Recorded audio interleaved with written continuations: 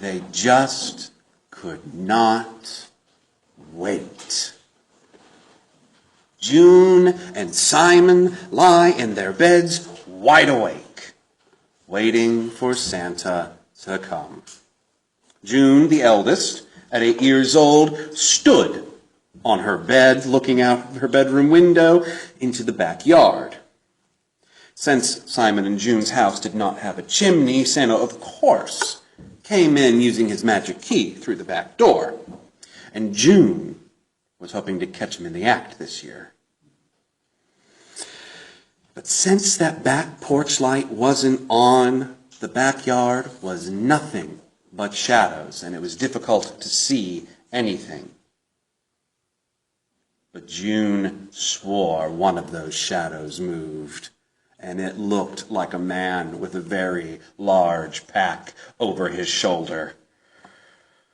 That was him.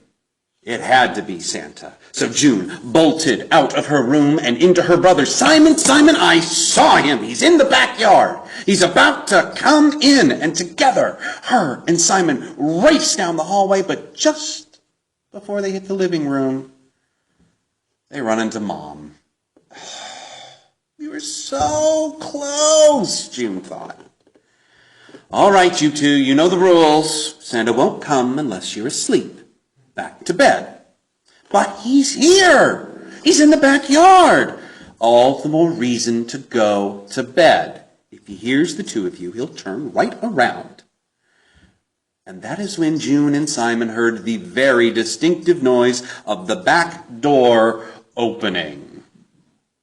And without thinking, both June and Simon bolted back to their rooms, jumped into their beds, and laying there, quiet, they heard the muffled voices of adults in the living room. And shortly afterwards, June's mom and dad came into her room to kiss her goodnight. Did you see him? Never you mind what we saw, young lady, her dad said. Time to go to sleep. And June lay there for what felt like an eternity, listening for the sounds of stockings being stuffed and presents being laid under the tree. And she fell asleep, listening. It's that promise that Santa is coming. It's strong, isn't it? I don't know about you, but as a child, I could never sleep well on Christmas Eve. That hope was just too strong. If you think about the message that children get about Christmas, I'm surprised they can sleep at all from Halloween to December 24th. They're encouraged to make Christmas lists. Grandparents will call them and ask them, so what do you want for Christmas? Teachers in our schools use letters to Santa as writing prompts. And let's not get caught up in the Santa present thing with kids. Let's remember that it's also exciting for them to meet family as well. This is often the holiday, the one time a year they get to catch up with cousins who they only Snapchat with. This is the time they get that big hug from Grandpa. This is the time they get Grandma's home cooking one more time. This is the time their favorite aunt tells them all the embarrassing stories about their parents. Christmas has the promise of a lot of great things to come. It's no wonder they get excited and that they just can't wait. Now, today marks the first Sunday of Advent. And the candle that is lit today is a candle of prophecy or of hope. Now, in the Christian tradition, that hope is for the coming of the Messiah that was promised to the Hebrews. Now, this was someone who would unite the tribes of Israel and would deliver them to the promised land and bring world peace. Sounds like an awful lot to demand of just one person. It's a little fantastical if you think about it. But it is not too far from what we believe, is it? As Unitarian Universalists. The Israelis hoped for someone to unite Israel under one tribe.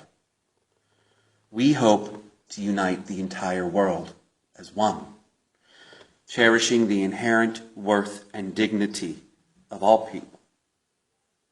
They hoped for someone to deliver the Jews to the promised land. We hope to create the promised land here on earth. And they hoped for a Messiah that would bring world peace. Don't we all? Like young June and Simon, we get excited thinking about this dream. We love these lofty ideas of compassion and justice and love. We imagine what this world will be like when that hope becomes realized. And we sing songs of justice and peace with the same enthusiasm that children sing Christmas carols. Wait and see what a world this can be if we care, if we share, you and me. Isn't that a great world? It's fantastic. And we just can't wait for it. My friends, June and Simon are grown. They are adults now. They each have their own families, and Christmas is still a big deal for them. The day after Thanksgiving, June heads right to the Christmas music and starts decorating her house. Simon goes out and takes his boys to find a Christmas tree. And then when they come home, he goes and strings lights all over his roof. Simon also has a really great tradition. He makes sure that all of his friends who can't be with family are invited to his house for Christmas dinner.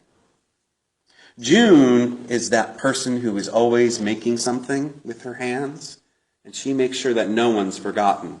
The bus driver, the librarian, the sanitation workers, the mail carrier, her veterinarian, all get little handmade gifts. Simon is the gentleman who organizes the coat drive in his congregation. And June, who is part of the choir, has started a tradition where they go to the VA hospital and they sing carols the week before Christmas. Their joy for the season has not changed, but one major thing has. Santa stopped coming. There comes a point in time where we are too old for Santa, right? You wake up on Christmas Eve and you know for a fact that there's nothing additional under the tree. And you would think that if you would lose Santa Claus, you'd lose Christmas, wouldn't you? But you don't. Instead, you take those lessons that Santa taught you and you take them to the next level. You learn what it feels like to give to others. Sure, as a child, that toy that we got from Santa was great, but nothing beat the feeling of a thoughtful gift that we gave to Mom that made her cry. You got to enjoy Santa's perspective. You learned what it was like to make someone happy, to realize hope for someone else. Now, we do a lot of hoping here in our congregations. We all know that quote from Theodore Parker, "I do not pretend to understand the moral universe. The arc is a long one, my eye reaches but a little way. I cannot calculate the curve and complete the figure by the experience of sight. I can divine it by conscience, and from what I see, it bends toward justice." Hope. Our candle talks of prophecies. I think Theodore Parker's quote is our Unitarian Universalist prophecy.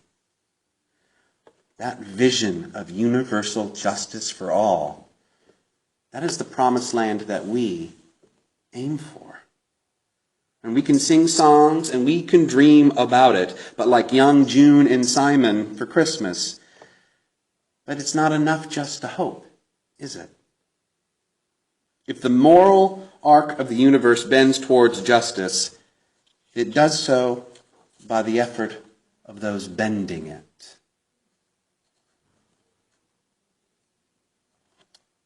June 26th of this year, Supreme Court ruled same-sex couples should be allowed to marry. That ruling did not happen by accident. There were marches and civil cases and petitions long before that ruling ever came down. People spoke up about their lives, their right to love, their battles. They made them public. Brave souls faced discrimination from employers, from friends, from family, in order to fight for that most basic of human rights. This year's ruling was a result of decades of blood and sweat and tears. It was not the result of a gentle arc of the universe. It was a result of a gentle and angry people who bent that arc themselves. This world that we hope for will not come through by hope alone. We must strive to make it a reality, and we can't wait. So why even bother with hope? If what we need is action, what good is hope? Hope is beautiful. Emily Dickinson said, "Hope is the thing with feathers. It perches on the soul and sings the tune without words, and it never stops at all." Hope lights our soul. It inspires and it renews the weary. It gives us something to point toward.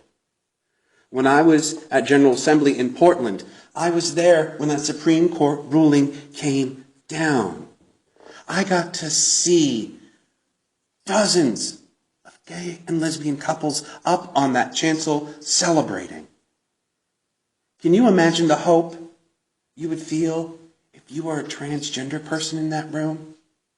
Feeling that your life, you getting justice, would never happen in this world, for all the struggles you face, and to have your GLBT brothers and sisters look at you and say, "I felt that same way, and look where we are now." There is still hope. Hope reminds us what we are working toward. It is a constant reminder that better is possible, that we not only can expect the world to be a better place, that we must demand it to be a better place. My friends June and Simon lost Santa Claus. They could have lost hope. But instead, they worked to create that feeling of hope and giving on their own. That is our power. That is our call. We were born to make manifest the glory of hope within this world. And we just can't wait.